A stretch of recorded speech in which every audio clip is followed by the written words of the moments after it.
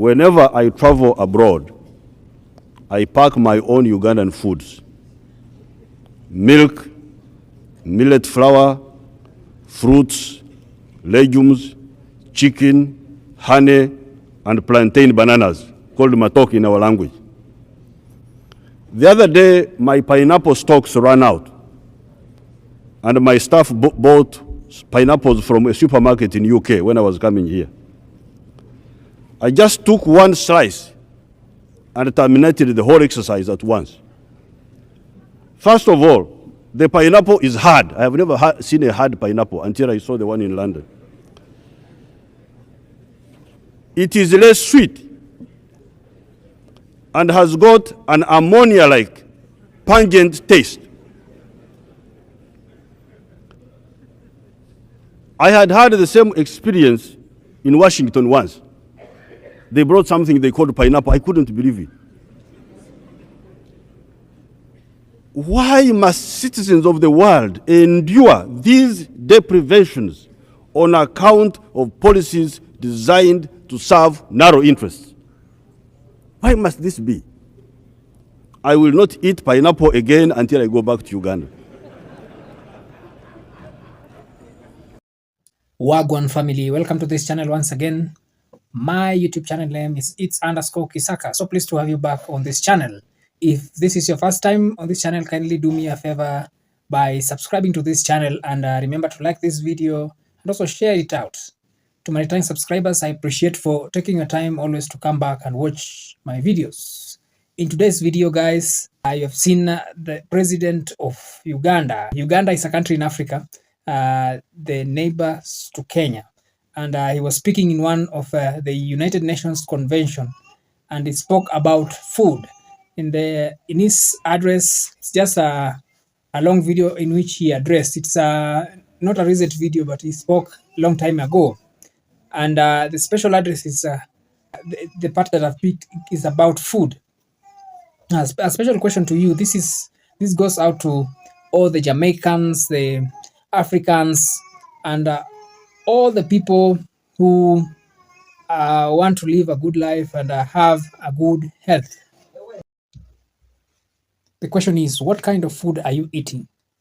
Do you know the contents of the food you are eating? And also, have you gone through culture shock as you go to travel to different nations? Personally, I've not traveled far and wide. The farthest that I've been is in my neighboring countries, that is Tanzania and Uganda. I understand the people who have traveled far and wide have more experience, and I've seen a lot, and I've tasted so many foods. To an African going like abroad and getting a culture shock of food, how was it like? You know, currently there are some policies that have been placed where there are some foods that have been genetically modified. In some countries, I'm told they are in the supermarkets or the shops or the grocery stores, they have labeled some food that are genetically modified. There are some that are not genetically modified. My advice is that if you get to such kind of countries, look for food that is not in any way that is not genetically modified, food that is organic. This is the kind of food that we should have. We should be mindful of our health. In as much as we eat, we should know the kind of food that we eat. Even the hotels that we go to. And that's why personally I don't like taking food from the hotels. I don't have anything bad with the hotels, but I prefer preparing my own food. I prefer growing my own food, even if it is little. Wherever you are, you can have a kitchen garden and grow your own food. You know, it's good to eat what you know, how the process from start, how the plants or the whatever you're eating went through. You can buy food and end up buying genetically modified or buying food that has cancer properties in the food. You may be buying cereals with that is likely to cause cancer. But if you plant your food, you prepare, you store, you know all the process that has taken through for the food to be the way it is, you're likely to be safe. Let's be mindful about our health. The way the president of Uganda is saying, you can see he believes so strongly in Ugandan food and the taste, because you might go somewhere and be given some food that is tasteless.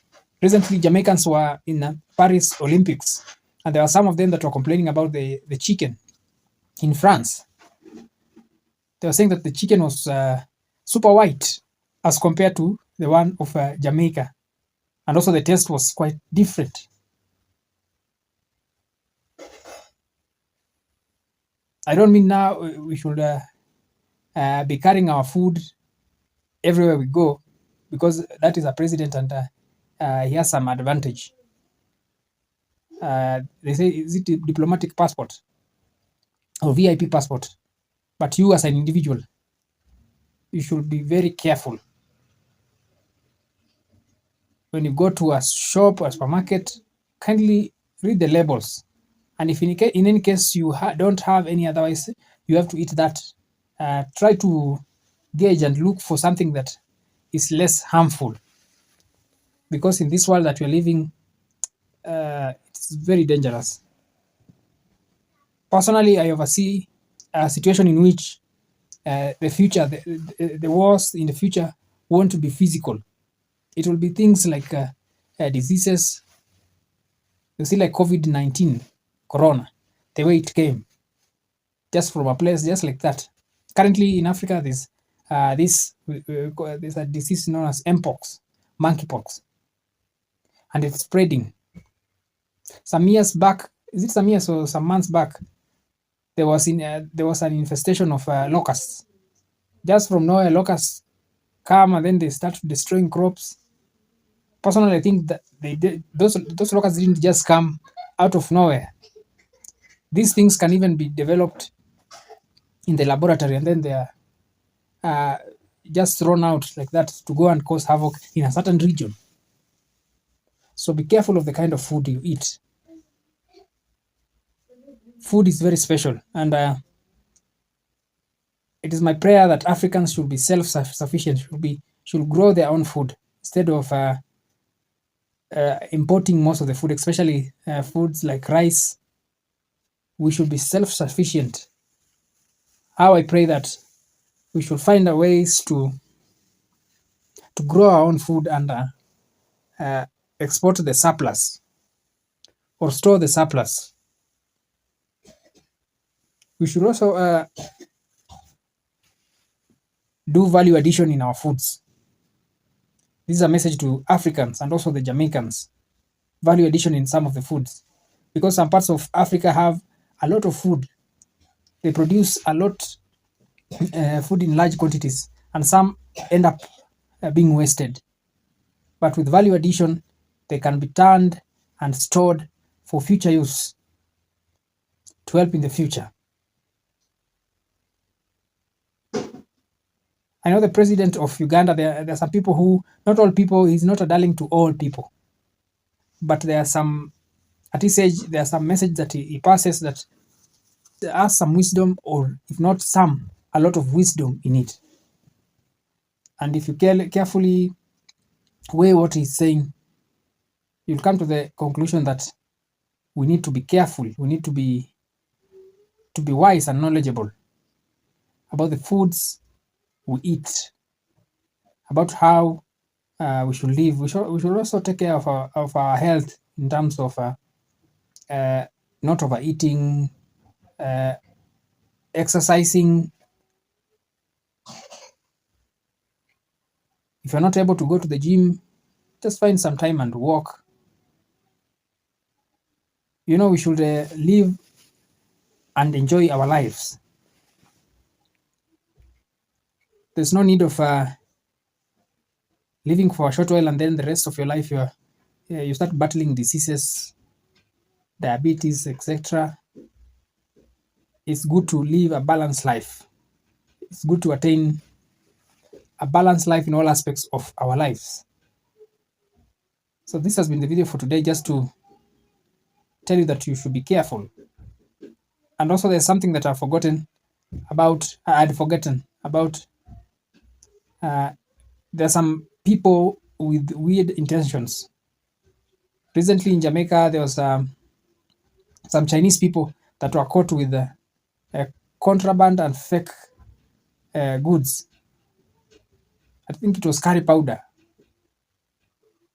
fake curry powder. And also over here in Africa, there are some things like plastic rice, you see.